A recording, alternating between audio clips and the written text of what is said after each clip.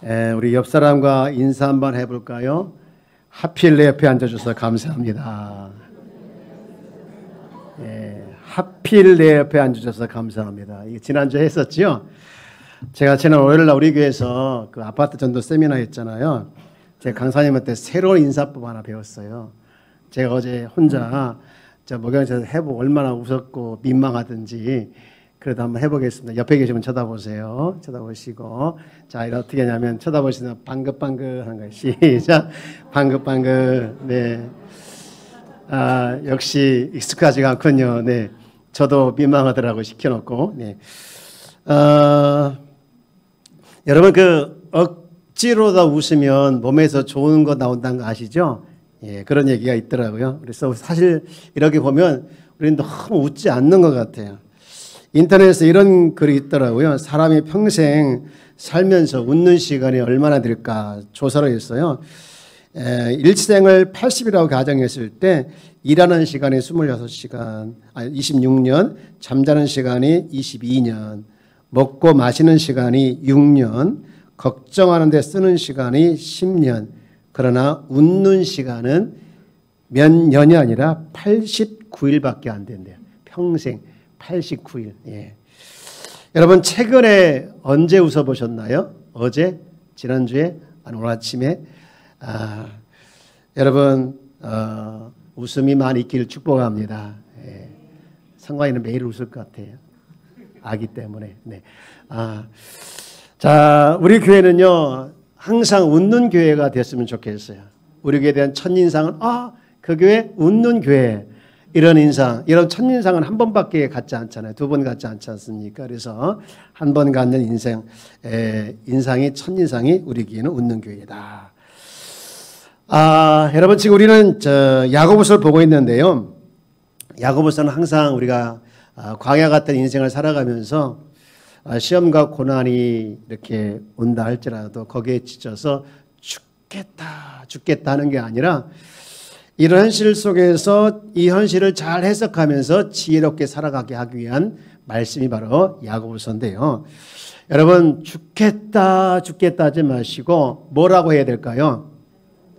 네, 이럴 줄 알았어요. 일부 예배도 물어보니까 똑같은 대답을 하시더라고요. 죽겠다 반대말은 살겠다이지요. 예, 그렇게 하는 것도 있겠지만 죽겠다 대신에 죽게 있다 하래요. 누구에게 있다고요? 죽게 있다 이렇게 인사를 해요. 예, 이 말은 제가 지어낸 말이 아니고 그 임용태 목사님이 이제 강의를 하시면서 자기 이야기를 소개할 때 했던 말인데 이분의 아버지가 목사님이셨는데요. 폐암에 걸리셨어요. 폐암에 걸리셔서 나중에는 이제 전이가 머리까지 와가지고 너무 힘든 시간을 보내는 가운데 얼마나 힘들었으면 늘 아파 죽겠다 이렇게 했겠습니까? 그런데 어느 날 이 아들이 아버지 병문차 병원에 갔더니 어느 날 굉장히 얼굴이 달라져 보이는 거예요. 그래서 무슨 일인가 싶어서 물어봤더니 아버지가 내가 말을 바꿨다 그러더라는 거예요. 하시면서 쭉 설명하는 게 내가 너무 아프고 힘들어서 죽겠다 생각해 보니 이 아픈 것도 주님이 주신 거더라고요. 그리고 건강했던 것도 주님이 주신 것이었고 생각해 보니까 모든 것이 다 주님께 있다라는 마음이 오더라는 거예요. 자기가 목사이면서 맨날 죽겠다는 것도 별로 은혜가 안 되고 하나님 앞에서 자기가 할 수 있는 말은 주님께 있구나 그런 생각이 되어져서 죽겠다를 죽게 있다로 바꿨다는 거예요. 그랬더니 이제 마음도 달라지고 기분도 달라지니까 얼굴색이 달라진 거예요. 그러니까 아들이 보니 달라졌어요 물어본 거 아니겠습니까? 얼마 후 이 아버지는 이제 결국은 돌아가셨지만 그날의 아버지의 그 말씀이 이 아들인 이명태 목사님에게 늘 남아 있었다는 거예요. 죽겠다가 아니라 죽게 있다. 그러면서 자기도 어려울 때 힘들 때마다 죽겠다 아니라 우리는 좋아도 죽겠다고 하잖아요. 좋아 죽겠다. 배고프면 배고파 죽겠다 하는데 여러분 좋아도 안 좋아도 다 죽게 있음을 고백하면서 죽게 있다라고 고백하기를 주의 이름으로 축복합니다. 예, 우리가 지난주까지 이제 시험에 대해서 쭉 말씀을 드렸는데 시험을 이기는 방법을 두 가지 말씀드렸죠. 하나는 기도로 또라는 말씀에 순종함으로 말씀을 드렸는데, 오늘은 또 다른 이게 2장에 넘어가니까 시험거리가 하나 있더라고요. 무슨 시험거리냐? 차별이더라고요. 차별.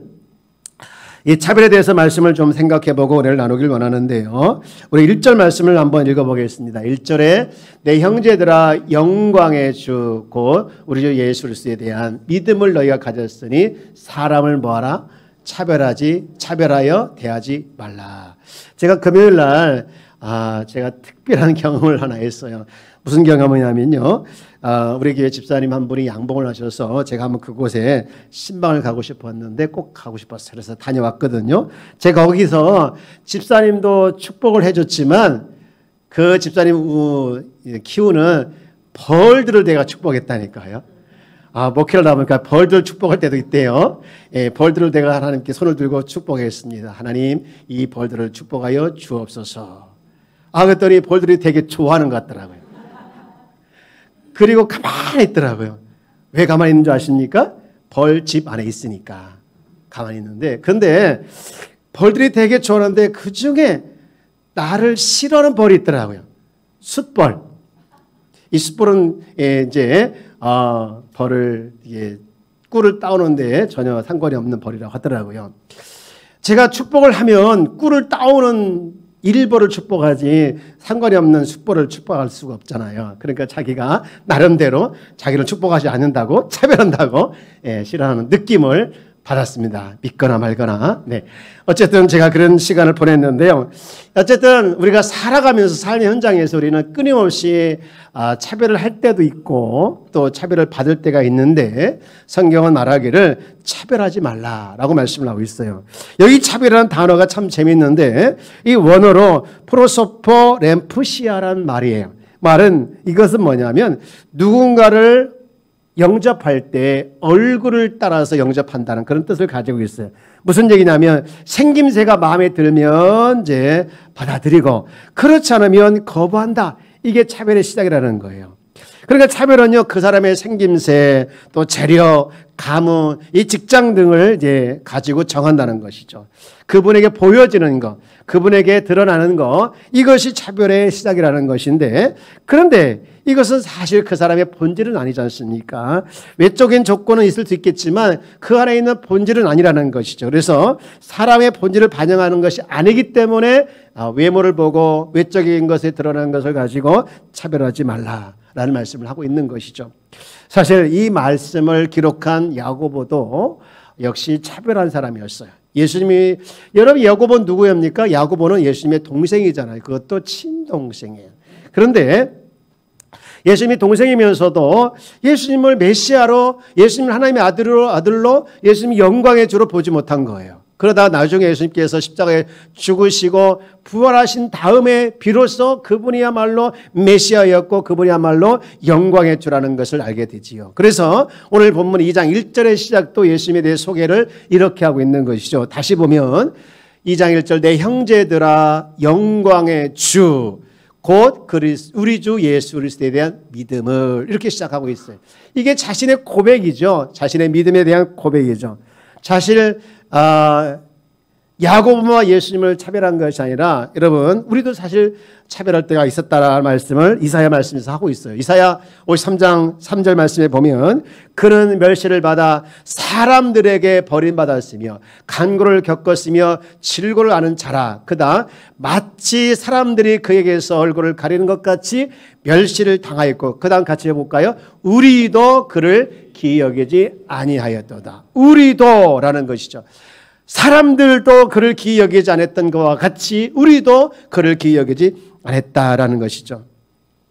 예수님은 이렇게 차별도 받으시고 또 외모만 가지고 멸시를 당한 것을 당하셨어요. 그런데 자신을 멸시하고 외모만 보고 사람을 판단하는 것이 얼마나 잘못되고 얼마나 미련한 것을 실제로 보여준, 그리고 증명한 사건이 있는데 그것이 뭐냐? 십자가 사건이시죠. 여러분 마가복음은 이 일을 잘 보여주고 있는데 마가복음 15장 39절 말씀에 보면 이렇게 말씀하고 있어요. 예수를 향하여 섰던 백부장이 그렇게 숨지심을 보고 이르되 이 사람은 진실로 누구의 아들이었도다? 하나님의 아들이었다. 그동안은 뭘로 보지 못했습니까? 하나님의 아들로 보지 못했다는 거. 외모로 봤을 때 어떻게 저렇게 연약한 자가 메시아야, 하나님의 아들이냐, 십자가 죽은 자가 무슨 메시아냐, 하나님의 아들이냐 하면서 무시했지만 진짜 그때 십자가에 죽으시고 있어 거기서 비로소 하나님의 아들로 알게 됐다는 것이죠. 여러분, 이것처럼 놀라운 역전의 하나님을 우리가 만나본 적이 없을 텐데, 여러분, 이 고백을 통해서 우리에게 주는 중요한 교훈이 하나 있는데, 그것은 적어도 하나님 나라에서는 외모가 본질을 나타내는 유일한 방법도 아니고 결정적인 방법이 아니라는 거예요. 하나님 나라는 뭡니까? 하나님의 통치를 받는 곳이 하나님 나라인데, 하나님 나라는, 즉 하나님께서 통치하시는 그 하나님은요, 사람을 외모로 보지 아니하시고 중심을 보신다고 하셨고, 또 하나님 백성 역시 사람을 외모로 참으해서는 안 된다는 것을 말씀하고 있는 것이죠. 보여지는 것, 보이는 것으로 차별하게 되어지면 그 사람의 본질을 볼 수 없게 된다는 것이죠. 이 다이제스트에 기재된 김동현 신정경신과 원장의 글을 제가 읽었는데, 거기 보면 이 외모 콤플렉스에 빠진 청소년들에게 한 말이더라고요. 이 정형화된 똑같은 미인은 한눈에 반할 수 있어도 지속적인 호감은 가질 수 없다. 얼굴은 못생겼어도 마음씨가 좋아 호감을 주고 인기가 많은 사람을 흔히 보게 된다. 그러면서 결론이 외모보다 내모가 더 우선이다. 이렇게 기록했더라고요. 예민하고 또 변화가 많은 청소년 시기에 좋은 가치관과 좋은 생각으로 자신만의 개성을 살리고 장점을 살리는 태도가 중요하다라는 것을 명심해야 된다. 이렇게 대안을 썼는데, 제가 이 글을 읽으면서 마음에 왔던 말이 외모보다 뭐가 더 중요하다고요? 외모보다 내모. 그래서 저는 저 내모가 이 사각형인 줄 알았어요. 내모라고 해서. 근데 그게 아니고 외모보다 내모가 더 중요하다라는 것이죠. 오늘 본문을 보면 이 차별의 현장이 하나 나오는데, 어디에 차별 현장이냐? 2장 1절 보면 2장 2절 보면 회당이 나옵니다. 만일 너희 회당이라는 곳이 어디입니까? 믿는 사람들이 모이는 곳이잖아요. 그죠? 믿는 사람이 모이는 곳에 사람이 둘이 들어와요. 한 사람은 금가락지를 끼고 아름다운 옷을 입고 오는 사람이 들어와요. 또 좀 있다 또 누구 들어옵니까? 남루한 옷을 입고 들어와요. 가난한 사람이죠. 여러분, 그런데 이 사람은 사실 회당의 입장에 봤을 때 가락지를 끼고 아름다운 옷을 입은 사람이 누구냐면 도움을 줄 사람이에요. 회당에. 그런데 반대로 남루한 옷을 입은 사람은 누굽니까? 회당에서 입장에 봤을 때 도움을 줘야 할 사람이에요. 그래서 이들의 태도가 3절 보면 정말 무서워요. 이렇게 표현되어 있더라고요. 3절 말씀을 한번 볼까요? 시작. 너희가 아름다운 옷을 입은 자들을 눈여겨보고 말하되 여기 좋은 자리에 앉으소서 하고, 또 가난한 자에게 말하되 너는 거기 서 있든지 내 발등상 하나에 앉으라 하면, 지금 두 사람에 대한 태도가 전혀 다르죠. 아름다운 옷을 입은 사람을 눈여겨봤다는 거예요. 여기 눈여겨봤다는 것은 뭐냐면요, 이 마치 먹잇감을 발견한 이 사냥꾼의 눈과 같은 이렇게 의미입니다. 이 먹잇감을 발견한 사냥꾼이 그냥 두겠어요? 여기 좋은 자리에 앉아서 하지만 속은 다른 뜻이 있는 거죠. 이런 뜻을 가지고 가시적으로 막 이렇게 잘해주지만, 그러나 다시 올려줘 볼래요? 또 한 사람은 뭡니까? 가난한 사람이에요. 가난한 자에게 말하되 너는 거기 서 있든지. 이게 뭡니까? 무관심이에요. 내 발등상 아래에 앉았든지 네 마음대로 하라는 거예요. 여러분, 현대인의 가장 큰 병은 무관심병이라고 합니다. 여러분, 교회 내에서 여러분 무관심은 없어야 할 적이, 가장 멀리 할 적입니다. 여러분 옆에 계신 인사합시다. 무관심하지 맙시다. 여러분, 특별히 교회 새로 나오신 분들, 새가족분들은 절대 혼자 두면 안 되고요. 관심을 가져줘야만이 되는 거예요. 아무것도 모르고 잘 정착이 안 되는 분들에게 그냥 두면 안 되는 거예요. 우리가 목장 안에서 마찬가지로 항상 보면요, 연약한 자가 많이 있어요. 도움이 필요한 자가 많이 있습니다. 그들에 대해서 무관심하지 않는 것이 진정한 목장의 모습이죠. 여러분, 태초 이래 차별은요, 인간의 죄악을 증가시켰고, 또 하나님과 사람과 자연의 관계를 깨지게 했어요. 그래서 이제 누가 차별을 당하고 있는지, 누가 차별하고 있는지 모르는, 또 구분이 안 되는 시대가 된 거예요. 그런 세상 속에서 교회가 존재하는 단 하나의 이유가 뭐냐? 그것은 사랑으로 하나가 되게 하기 위해서 교회가 존재하는 것이죠.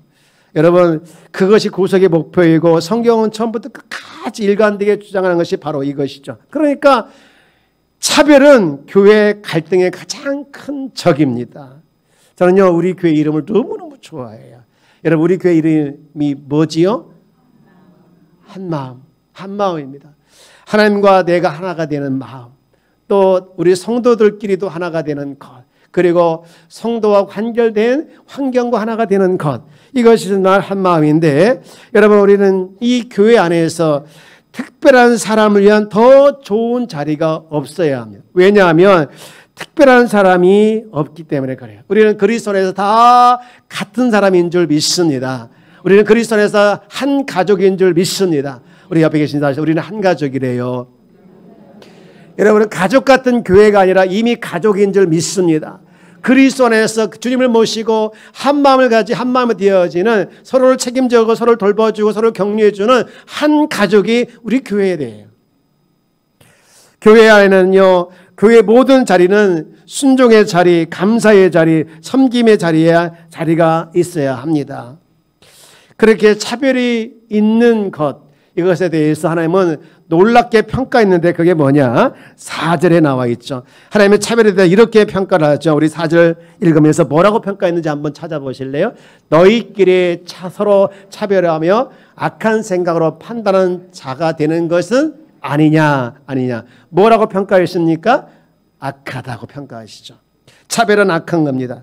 그러면서 이 말씀을 이제 왜 차별이 악하고 왜 부당한가에 대해서 이제 4절부터 5절부터 쭉 마지막 절까지 하고 있는데, 이 두 가지 관점에서 부당하다고 얘기하고 있다라고. 하나는 하나님의 관점에서 부당하고, 또 하나는 율법의 관점에 왔을 때 이것이 부당하다라는 얘기를 하고 있는데, 여러분, 우리가 차별받지 않고 살면 좋지 않습니까? 그런데 알게 모르게 차별하기도 하고 차별받기도 하지요.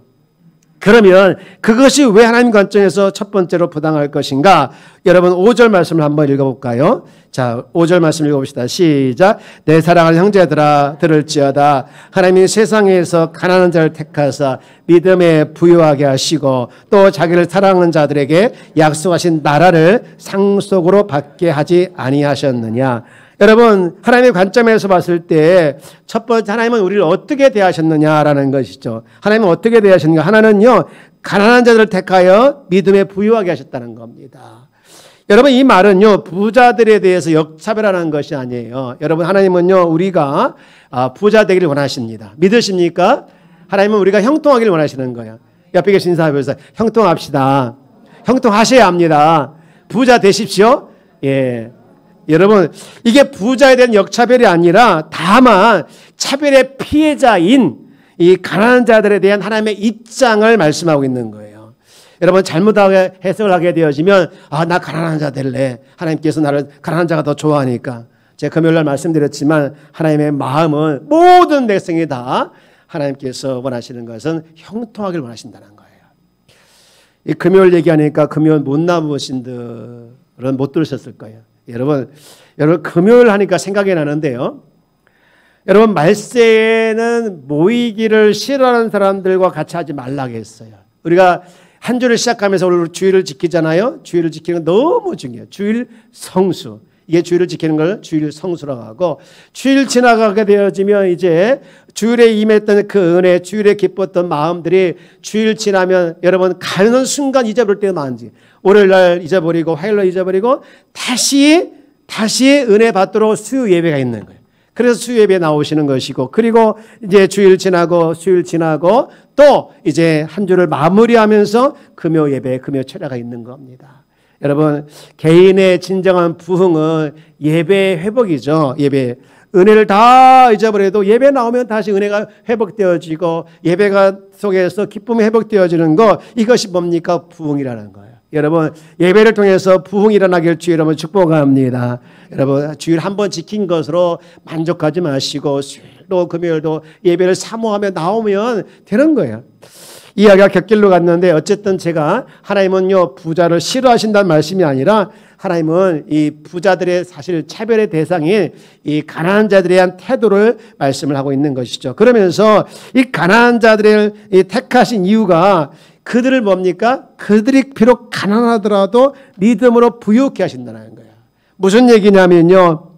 내가 비록 가난하지만 나는 하나님의 자녀야. 이 자녀의 특권을 내가 볼 수 있는 그들에게 안목을 줘서 현실은 가난하지만 내가 믿음만큼은 부유하다라는 것으로 갖게 하면서 살아가도록 하셨다는 거예요. 그리고 또 하나는 뭡니까? 또 하나의 평가는 부에 따라 평가하지 아니하고 사랑에 따라 평가하셨는데 5절 하반절에 보게 되어지면 또 자기를 사랑하는 자들에게 약속하신 나라를 상속으로 받게 하지 아니하셨느냐. 하나님은요 자신을 사랑하는 자에 대한 약속을 하셨는데 하나님 나라, 약속하신 나라를 상속받게 하셨다라는 것이죠. 여러분 하나님은 사랑하는 자에 대해서 큰 것들을 주기를 원하십니다. 여러분 하나님 사랑하길 주의 여러분 축복합니다. 이 하나님에 대한 사랑이 이렇게 보니까 현재 분사더라고요. 그러니까 한 번만 사랑으로 끝난 것이 아니라 지속적으로 계속해서 하나님을 사랑해야 돼요. 여러분 주님 사랑하십니까? 여러분 사랑하시면 아멘 한번 해볼까요? 주님 사랑하십니까? 예, 할렐루야. 여러분의 아멘의 고백을 주님께서 들으신 줄 믿습니다. 여러분 내가 좋아하면요 좋아하는 일 누가 말려도 하려고 해요. 내가 사랑하면요 사랑한 것을 누가 말려도 하려고 하는 것입니다. 주님을 사랑하면요 주님을 위해서 헌신하고 주님을 위해서 쓰고 주님을 위해서 이렇게 하는 일에 대해서 전혀 아깝지도 않고요 전혀 여러분 그것에 대해서 전혀 손해본다 생각을 하지 않는 거예요. 주님께 예배드리는 시간 주님을 사랑하니까 너무 기다려지는 것이 주일 지나면 또 주일이 기다려지는 것이 주님을 사랑한 자의 모습이에요. 주님께 예물 드리는 거 11조 안 떼먹고 감사한 거 아깝지 않아요. 없어서 못 드리죠. 여러분 그런 마음이 있는 것이 주님을 사랑하는 것 아니겠습니까? 주님을 위해서 봉사하는 것도 마찬가지고 교회 청소하고 전도하고 봉사하고 이런 것들 주님을 사랑하면요 다 즐거운 거예요. 여러분 즐거움으로 주님을 위해서 사랑하고 즐거움으로 주님을 위해서 헌신하고 즐거움으로 주님을 위해서 희생하는 우리 귀한 성도가 되어질 주 여러분 축복합니다. 내가 주님을 좋아하니까 내가 주님을 사랑하니까 주님을 위해서 헌신하고 희생하는 것이 너무 좋고 아깝지 않다는 마음이 회복되어질 주 여러분 축복합니다. 죄송합니다. 제가 요즘에 나이가 먹어가고 있다 이런 마음이 드는 이유가 하나 있더라고요. 어제 어느 분이 이 고구마 하나를 삶아가지고 목양실로 가지고 왔어요. 근데 그 고구마가 왜 벌써 띄워져요? 좀 설명. 이 고구마가 너무 예쁘고 맛있게 생긴 거예요. 마침 우리 딸이 이제 주일학교 반사 모임이 있어서 올라왔다가 이 고구마 보고 하는 평가가 야 맛있게 생겼다, 이쁘게 생겼다 그렇게 평가하더라고요. 여기서 부정적인 생각을 가지고 있는 사람은 뭐가 이쁘냐고 맛있게는 생겼네요 이렇게 하시는 분들이 있는데 어쨌든 저는 이 고구마를 보면서 감사한 생각이 들었어요. 이 주님을 사랑하는 마음으로 작은 거 하나지만 사랑으로 이렇게 섬기는 모습을 보면서 감사했습니다. 여러분 그거 아십시오. 하나님은요 작은 것 하나라도 주를 위해서 섬기고 주를 위해서 여러분 할 때 봉사할 때 그것을 잊지 않고 갚아주신다는 거예요. 여러분 마태복음 10장 42절 말씀 볼까요? 여기 보면 또 누구든지 제자의 이름으로 이 작은 자 중 하나에게 무슨 그릇? 냉수 한 그릇이다 주는 자는 내가 진실로 왜 진실로 강조해서 내가 진짜로 하는 거예요. 진짜로 너에게 이르노니 그 사람이 결탄코 무엇을 상을 잃지 아니하리라 하시니라 라고 말씀하고 있는 것이죠. 여러분 그렇습니다. 우리가 주님을 사랑하는 마음을 가지고 주께 갈 때 주님은 그것을 절대로 잊어버리지 아니하고 다 갚아주실 줄 믿습니다. 이 하나님의 관점에서 이제 사람을 차별하는 것이 부당하다는 것을 봤다고 하면 이제 두 번째 관점은 율법의 관점인데 그게 이제 8절부터 쭉 나와 있어요. 여러분 율법의 최고의 계명이 뭘까요? 그것은 사랑이에요. 8절 말씀 볼까요?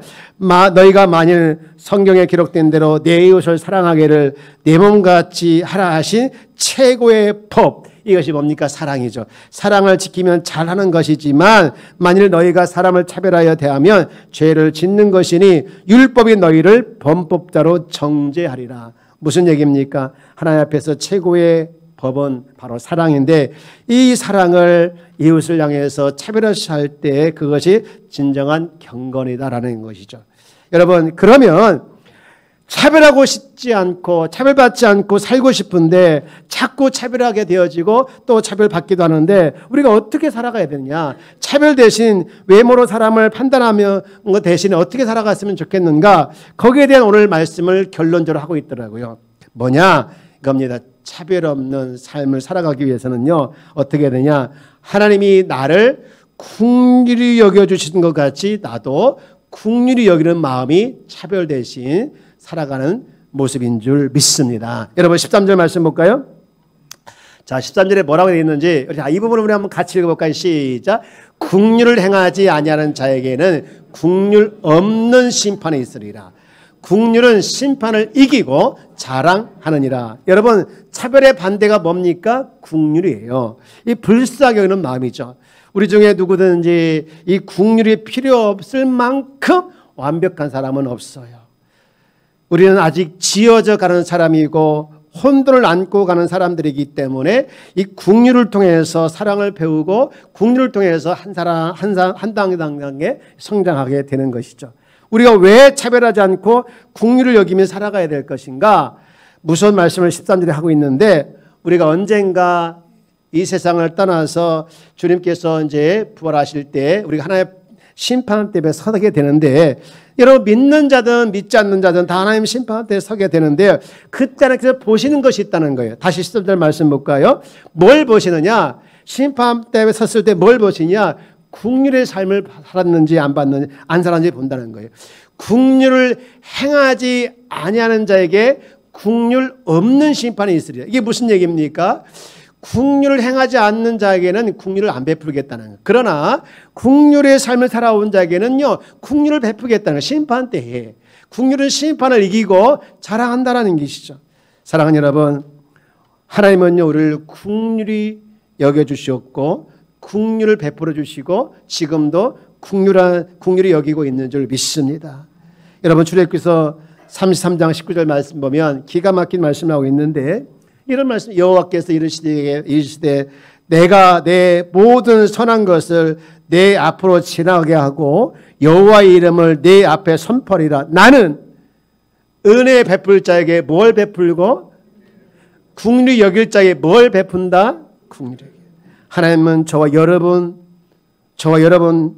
우리를 은혜 베풀 자로 여겨주시고 긍휼 베풀 자로 여겨주셔서 은혜를 주셨고 긍휼을 베풀어 주신 줄 믿습니다.